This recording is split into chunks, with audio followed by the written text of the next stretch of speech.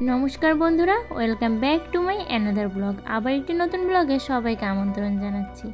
আর আজ সোনাবুড়োকে নিয়ে বের হয়ে পড়েছি মন্দিরে। আজও মন্দিরে যাচ্ছি, কি করতে বলুন তো, পরেই বুঝতে পারবেন। আর এই যে সোনাবুড়ো তো ঘুমিয়ে গেছে, এখন ওকে তো বাসায় রেখে যেতে পারবো না, তাই ওকে কোলে তুলেই নিয়ে চলে গেলাম। আর দেখি মন্দিরে বেশি লোক নেই, অল্প কিছু লোকই, কারণ এবছর না বেশি লোকজন হচ্ছে না, কেন তা সেটা বলতে পারবো না।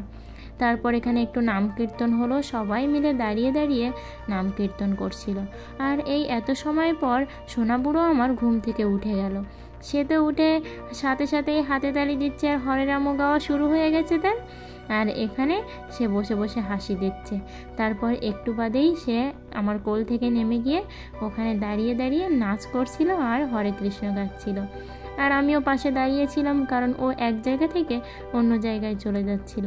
আর সোনাবুড়ো মন্দিরে যেতে খুবই ভালোবাসে। ওকে শুধু বলতে হবে যে বাবা আজ মন্দিরে যাব, ও নিজেই জামা জুতো প্যান্ট সব কিছু নিয়েই রেডি থাকবে। আর এদিকে আমার দিকে কিন্তু তাকে তাকে হাসি দিচ্ছিল, আর আমি নাচ করতে বললেই একটু মাঝে সাঝে নেচে নেচে নিচ্ছিল। আর এই যে সোনাবুড়োর গেঞ্জি দেখেছেন, সোনাবুড়োর বাবা গেঞ্জি কিনলে হয় এক সাইজ ওর থেকে ছোট আনবে, না হয় এক সাইজ ওর থেকে বড় আনবে। জামা প্যান্ট ওর বাবা কখনোই ওর জন্য ঠিকঠাক কিনে আনতে পারে না, হয় ছোট না হয় বড়।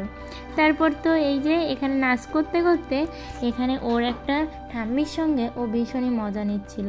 আর ও না অনেকটাই মিশুকে, দেখেন এই অচেনা লোকজনের সাথে ও কিভাবে মিশে যাচ্ছে। উনি একটু ডাকছে আর ও সাথে সাথেই ওনার কাছে চলে গেছে। আর আমরা মন্দিরে গিয়েছিলাম প্রসাদ খাওয়ার লোভে, অবশেষে খিচুড়ি প্রসাদটা দিয়েই দিল। আর আজকের এই ছোট্ট ব্লগটা ভালো লাগলে অবশ্যই লাইক করে কমেন্টে আপনাদের মতামত জানাবেন।